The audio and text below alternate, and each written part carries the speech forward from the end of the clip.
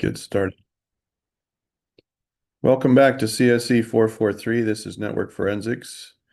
The day and the date is Wednesday, 22 October 2025. We're continuing our concept and methods review for operational context, which is largely focused on the client dynamic.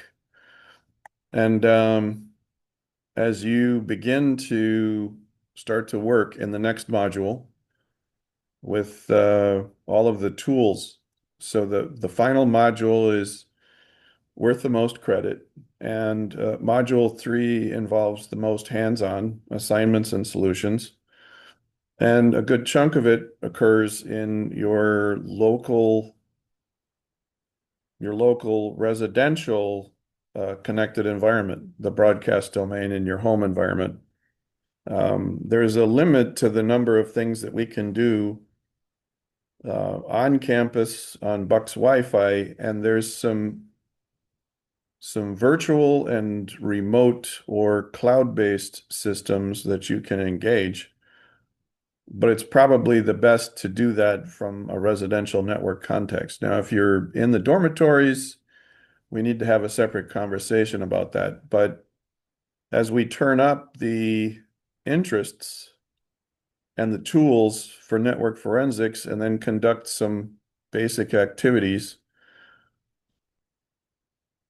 there are some accommodations that we need to consider for those clients. And we talked about the mobile device management system and bring your own device, and how um, if mobile devices are used and purchased by the organization, they tend to use MDM. It's a highly structured, centrally controlled management system, and there's a lot of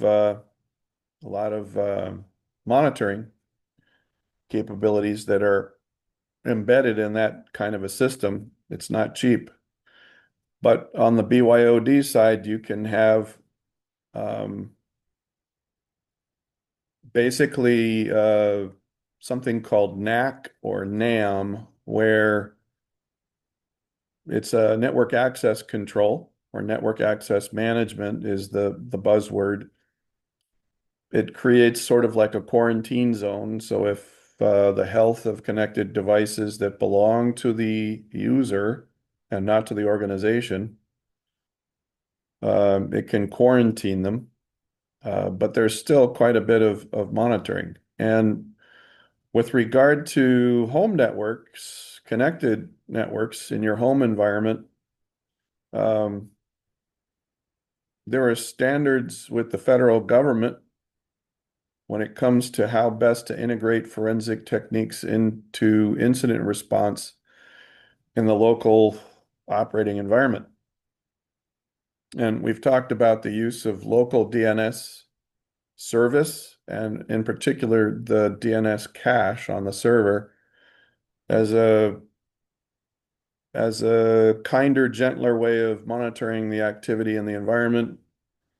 But in the family, let's say for a home residential, consumer network in your house, if there's only a couple of people in your house and somebody went to an awkward site and it wasn't you, by process of elimination, things can get very awkward very quickly.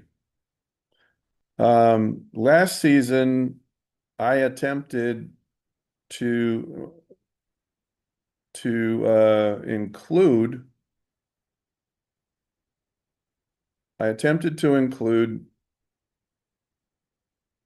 the stakeholders.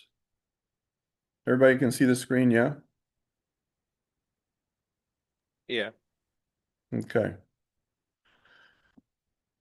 I attempted to extend the idea of establishing the rules of engagement for your clients in the connected environment to the stakeholders on that network. And what I did was, at first, I advocated that the students in this course take a moment to review with others in the home computing environment how we were going to be using certain tools and certain resources to identify exposures and exploits, and how this would be a good thing, and how basically it was a win-win. So if there were exposures and exploits that were ongoing, if you had uninvited guests in the home network, that this last phase of the course would be a good thing, but we wanted to be transparent about it, and we wanted you as the student to kind of take home a couple of references, very brief, very, not loaded with tech jargon, but very plain uh, talking points and reviews. And then we were going to ask whether or not the stakeholders in your home computing environment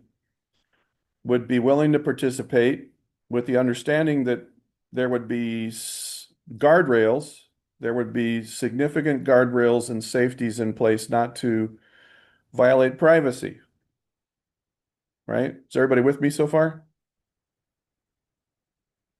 Kind of a Yeah. family powwow. Hey, this is a senior level course. I'm finishing my cybersecurity concentration. I have to use tools in an authentic environment. There's nothing more authentic than our home environment. Here's here's how they work. Here's what they do.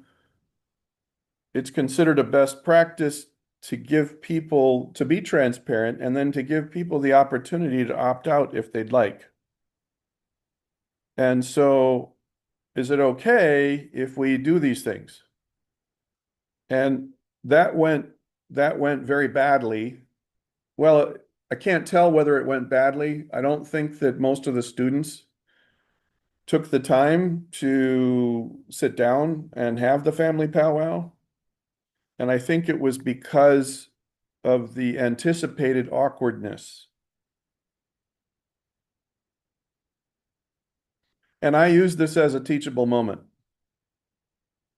So the first round of response, this was like after a week. I brought it up and then I said, "Well, how's it going? Have you had a chance to sit down?" And the students were kind of quiet. They were strangely quiet about the whole thing. And I was thinking, "Oh, this is going to be cool. You're going to find, uninvited guests and exposures and all that kind of stuff." And so what I did was I expected that people would either say, yes, the stakeholders in the home computing environment, they agreed to participate or allow me to do these things in the home environment. And they know that this data that's collected is not going to be shared in class. We're not going to use the results in our home computing environment in front of others in the class, that there are safeties in place and guardrails in place so that we preserve and protect people's dignity and their privacy, because we want it, well, it's a chance to exercise these tools, but do it in a best practices mode, right?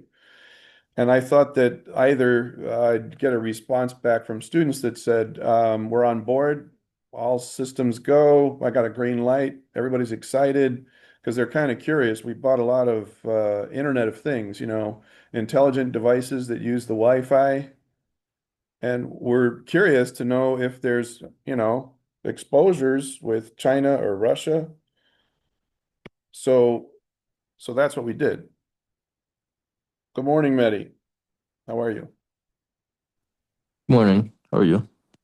Good. We were talking about establishing rules of engagement in the home connected environment. Last year, I attempted to extend the idea of establishing the rules of engagement into the home environment. And instead of getting the response I expected, it was like crickets. After a week, nobody had anything to say all around. And then I realized, oh, wait a minute. Maybe you don't have so many people in your home environment. Maybe if anything surfaces with those tools, the use of those tools, it's going to be an awkward moment, because by process of elimination, oh, hey, we have some uninvited guests, but who's engaging this nasty online resource, right? Or who's doing this who's on the dark web stealing bootleg movies or stuff like that. By process of elimination, it would get very awkward very quickly. It occurred to me that one of the things that plays out, and it's a finer point, but it's an important talking point, is this idea of how people in authority, including professors at a flagship university, right? That we have to be careful about how we exercise our roles and just, how we conduct our duties and responsibilities. And one of the things that we've talked about is how you're supposed to first do no harm, right? And I want to share with you a special topic. So this is part of it's part of the lecture notes. At the bottom, right below this interest about intrusion with personal technology, BYOD encroaches on that, right? So by extension, if I were to ask you to, let's pretend that I ask you to do the same thing this year, to not only validate with documentation, see, I ask you to validate with documentation that you're going to use the resources properly, but then um, you also understand as a user that there's going to be live monitoring in the environment, right? So on the one hand, you're a user of the resources that we provide you for the forensic activities. But by the same token, you're also wielding your own tools and resources in that context. And we're teaching you what hackers do so that you learn how to identify and detect them. You can't identify and detect. You can't manage what you don't know. So the first thing we have to do is know thy enemy. And you're going to be picking up some very powerful skills very soon. And it's shocking. I think it's nothing short of breathless. It's breathtaking, would be a better way of describing it. When you learn how easy it is to set up a man in the middle attack, it's it's embarrassing. I mean, it takes 15 minutes to review the methods, and it takes about 10 minutes to actually do it. And then you have a live man in the middle attack active. And this is common knowledge out on YouTube. Okay. So, hey, we're sharing how to hack everybody. And you need to understand that uninvited guests, that's a thing now because everybody shows and shares how to do the craziest things in a connected environment. And that's not always good, right? So that's the world we live in.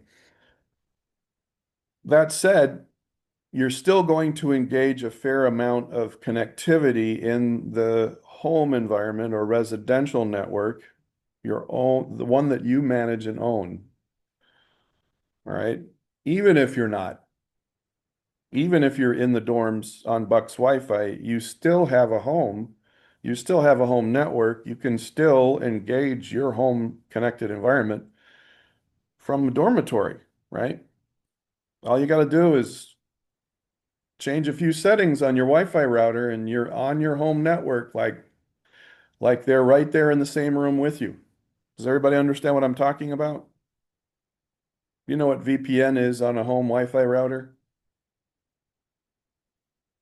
How you can access home resources. You can see Yeah. like your own security cameras and you can monitor your own stuff from anywhere in the world. Yeah? You know what I'm talking about? Okay. Well, I just wanted to remind you while we're on this screen, each of you were to have reviewed and signed off and completed each of these documents. And the important thing is that it wasn't supposed to be incomplete, late, or improperly completed because that would result in permanent loss of credit for the assignment. Now, if you rushed and you didn't see that, I'm going to do everybody a favor here. I'm going to change this to 11:59 p.m. And again, with the notion that we have safeties and guardrails in place. If you're watching this later because you're in another class, or you joined late in the previous session and you didn't catch how you have to be very careful completing these documents, right? Um, I'm going to change the due date to 11:59 p.m. tonight. And if you double check your work and you find if you double check your work and you find, oops, I rushed this and I didn't do this completely or correctly, then you go back and you do it again and just submit a second time before 11:59 p.m. tonight, okay? Now, as I said before, last season I had a separate set of documents and then a record that the stakeholders in the home network environment could say, yes, this is great. We're all on board. We understand that you're going to preserve our dignity and our privacy. You're not going to share the data that's collected in our home computing environment with others in the class. You're going to exercise best practices with the people you care about the most. What better way to learn how best to do things? What an awkward moment that created. And because absolutely no one in the class responded after a week, I backed up and I thought, oh, this is the perfect time to show and share something that's a phenomenon, not just in not just in forensics, but in other technology interests. You see, there's a prevailing sense that in the workplace, there's this thing called a login banner. Is everybody familiar with a login banner?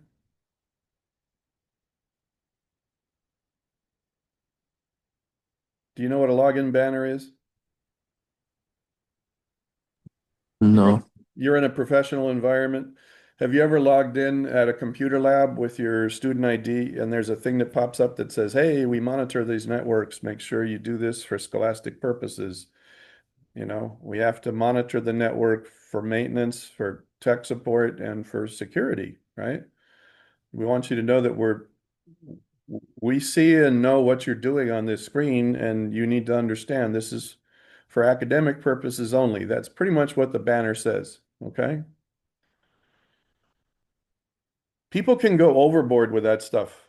And did I mention the US government has a standard on how to integrate forensic methods into a computing environment for incident response? Why do they have a standard?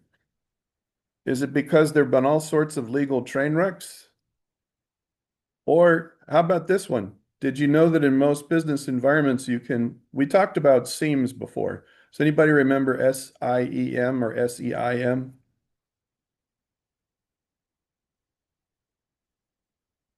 That there are logs for the services and the data access and the device uses for most technology, and there's a way to consolidate all of that. You can collect the information from all of those devices, computing systems, the services that are in play in a computing environment. Systems event integration management or system incident event management. Basically, you consolidate all the logs. You're monitoring everything that's going on in your connected environment.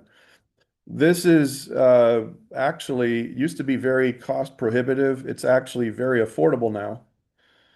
And it's active in most mid-size organizations. You'd be shocked at the amount of information that an organization has and collects in the normal environment. Well, where am I going with this?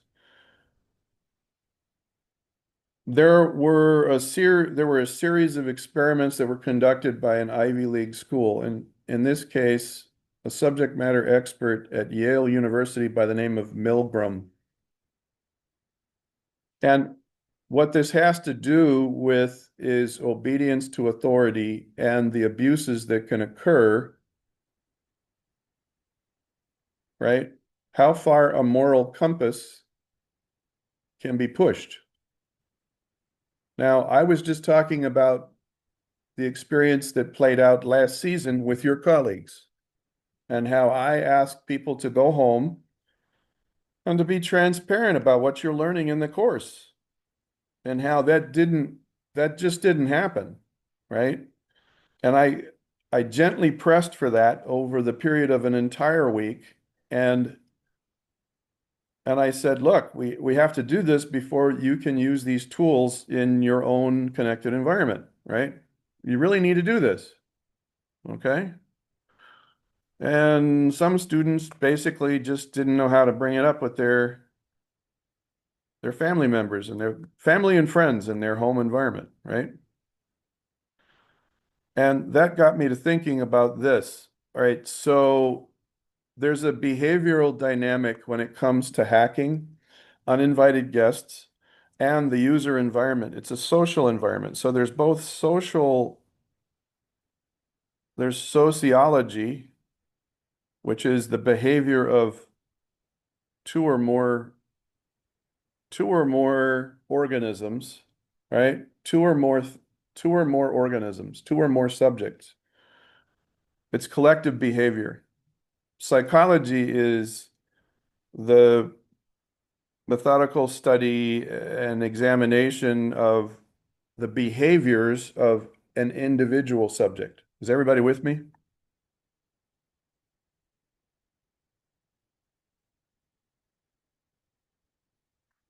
Okay, so I'm going to ask you to unmute your microphone one at a time, and this is one moment where I really need you to not be multitasking, not be distracted, and I want to share something really relevant and monumentally important because this particular topic can encroach on every aspect of your life, and in plain terms, it's already playing out on the national level in our politics, okay? So, Gennaro, are you with me? Are you doing anything else? Are you paying attention? Unmute your microphone, please. I'm here. Okay. Keanu? I'm here. Okay. Mehdi? Mehdi? I'm here. Okay. You're not doing anything else right now, right? No, I misclicked the mute button, on mute. Okay. In 1961, there was a subject matter expert that had to do with the studies of behavior. And this is a professor by the name of Milgram. The thought was Nazi Germany, something like Nazi Germany could never happen in America. And there were some subject matter experts that begged to differ. And they said, really, there's another dynamic. It has to do with obedience to authority figures. Okay? And how authority figures can sometimes be off bubble or out of bounds with what they're pushing for. And depending on the scenario, the people that their authority figures over will basically just obey. That there's this human instinct not to buck the system, not to cause problems, to try to comply to the point where your comfort zone allows. And so what happens in this case last year, I was asking students to go home and discuss how network forensic tools could be a good thing in their home computing environment. And that backfired. And then I realized, oh my gosh, in that sense, I was acting like an authority figure and I was trying to press my students to, you know, engage in their home computing environment because that's where the greatest value would become really obvious, right? And so let me tell you about Milgram. Milgram conducted a series of experiments with test subjects where they were directed to apply progressively stronger electric shocks. I'm talking about electric shocks Students were in a learning environment and they were sitting in wired chairs. The furniture was wired and there were electrodes connected to their body. And Milgram planted fakes in the chairs. The students that were in the chairs were actually actors. They were playing a secret role to fake the responses to electric shocks that the other subjects, so there were other students that were hired to perform and participate in the study, and these were folks who entered a room and they were told, hey, we're going to apply electric shocks to students to see if that improves their learning. And they paid everybody. They paid everybody handsomely. And they made everybody sign contracts. And they made everybody sign non-disclosure agreements so that you couldn't tell anyone about the outcomes. You couldn't tell anybody about the experiments. You were legally bound by a contract, right? You could be sued if you told anybody anything. And essentially, um, there were fake electric shocks applied to the actors in the scenario, but the people who were actually controlling how strong the shocks weren't aware of any of this. They were just people off the street that they had hired to participate in the experiment. And more importantly, to control the experiment, there were guys in lab coats with clipboards who were experts. They were the authority figures over this. And when a student made a mistake for a learning task, the real subjects were told, okay, you have to apply a stronger shock. You have to get, no, you have to turn the dial up because this is the third time they got it wrong. So we want to see if punishment helps with learning tasks. Now, this is kind of a sensible thing because in a lot of schools, if you didn't comply or you didn't do what you were told, you get punished. Does everybody understand what I'm talking about? Can you relate to that? On a most basic level of human behavior, can you relate to this? Yes.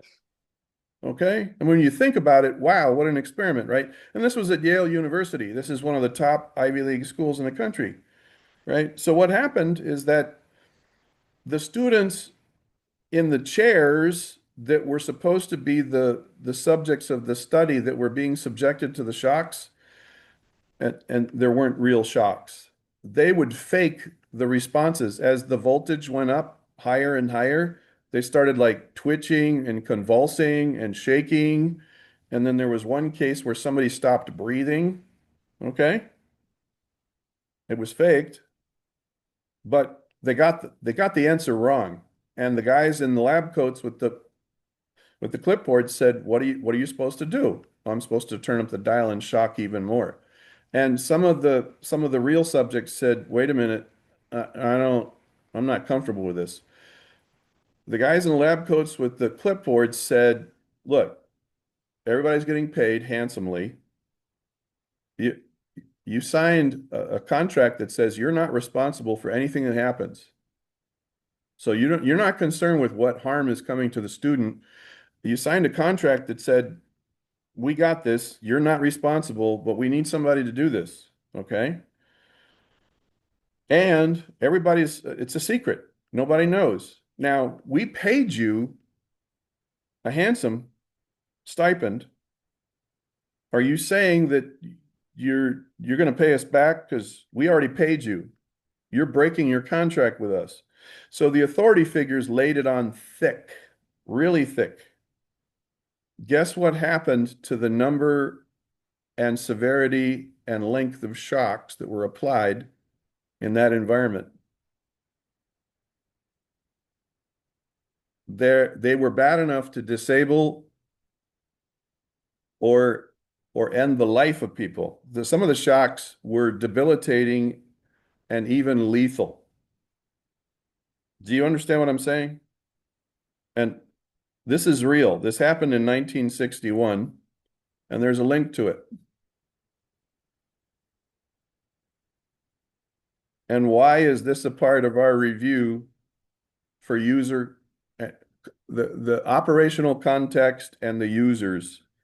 I want you to be sensitive to how your operation as a subject matter expert um, can be used in unpleasant, unethical, and even illegal ways. You know, just because, and I'm going to get back to this, just because there is a federal standard for how to monitor everything in the connected environment doesn't mean that it's the best idea in certain cases to do that, or how you use that information, right? The fact that there are standards for how to integrate forensic tools and methods in a computing environment is it's not free license to turn up the dials and to apply every tool and everything. And you need to understand that at the end of the day, the people that you serve, especially the users, they're kind of like sheep, and they can be victimized or traumatized by what you do and how you do. And here's what I did.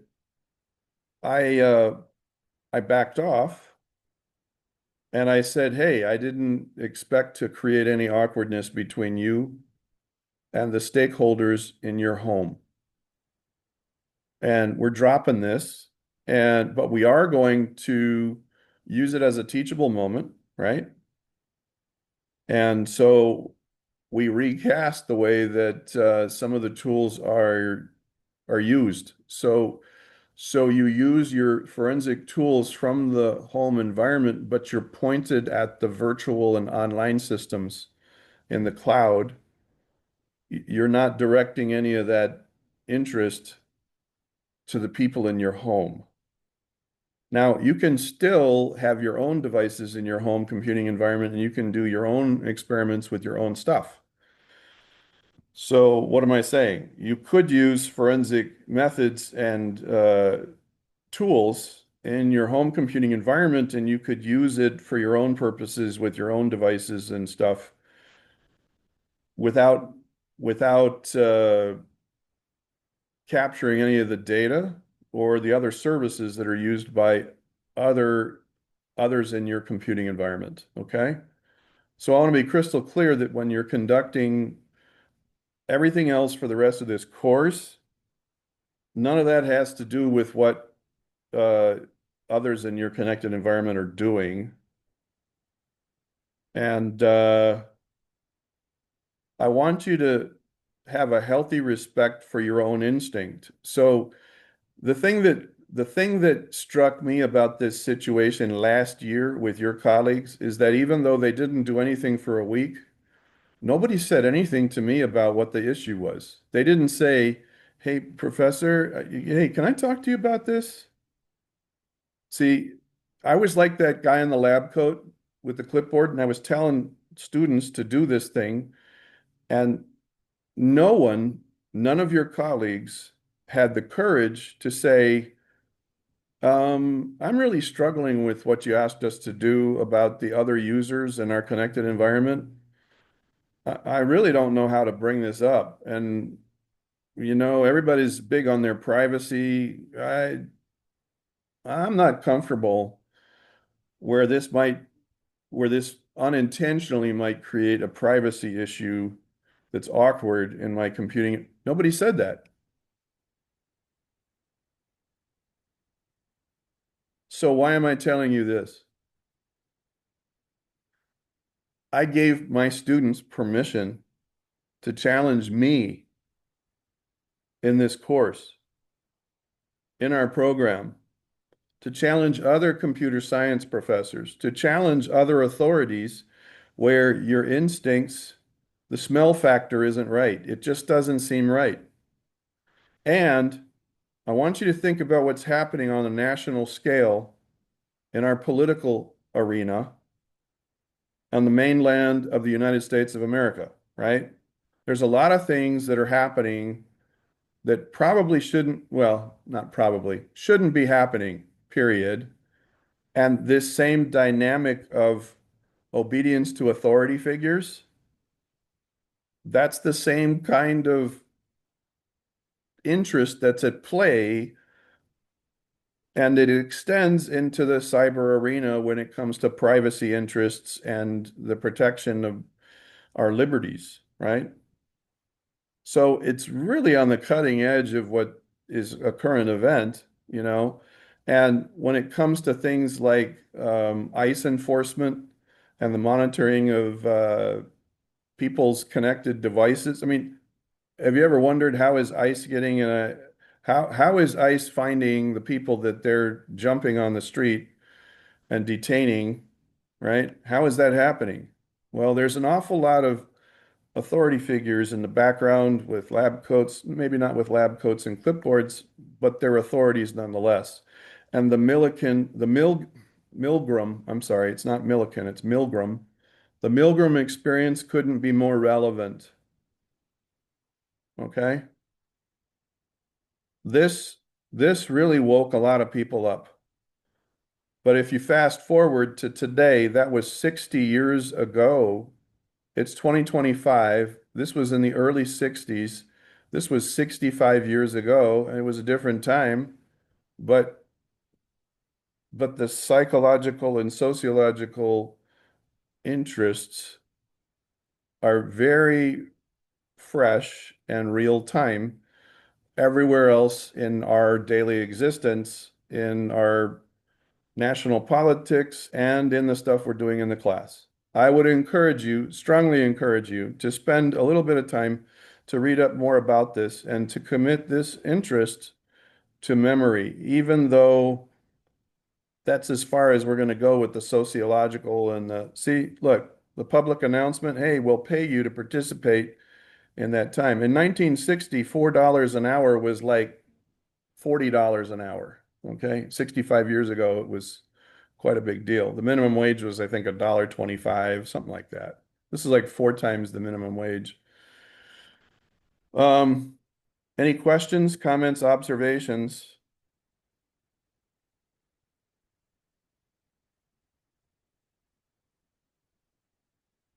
About the Milgram experiment?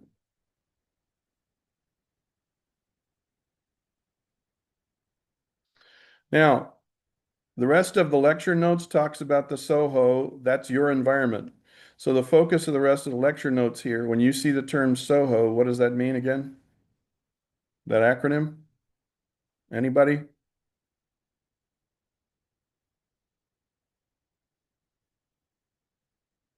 Small office, home office. We're talking about a home office, right? So if people are doing work from their home, it's remote work. That's a Soho environment. And that's prevalent in a lot of places, right? So when you're doing things to protect the environment, you're conducting some quick network forensics, and you're in a Soho computing environment, they can become incredibly complex and thorny very quickly, right? So if you don't have a loan unit from our, is there anybody in our course that doesn't have loan equipment at this point? I don't. You don't. Could I encourage you to send me an email saying you'd like to coordinate to pick up a loan unit? And it's just going to be a lot easier for you to be able to finish the rest of the assignments and solutions for the rest of the semester if you have additional screens and equipment to work with. It's also going to allow you to separate your personal stuff from the academic stuff with much greater ease. Could you do that for me, please, at the end of class? I can get a loan unit. So you can? Yeah. Okay. I'm going to reach out to the others who were not in session with us, but I think one or both of them also have those as well. There are some things that you do to prepare for the rest of the assignments, and some of the preps that are listed here may already have been done. If so, depending on which loan unit you receive, You want to have a look at the loan equipment that you have to see if this part has already been completed. And with that, we're going to sign off. So I'll post a simple assignment between now and Friday, and we'll pick up the trail on Friday. Any comments, questions, observations, concerns before we stop sharing, stop the class? Thank you for joining us today. Please keep your eyes out for the short assignment. We'll see you Friday. And until then, be safe. Take care.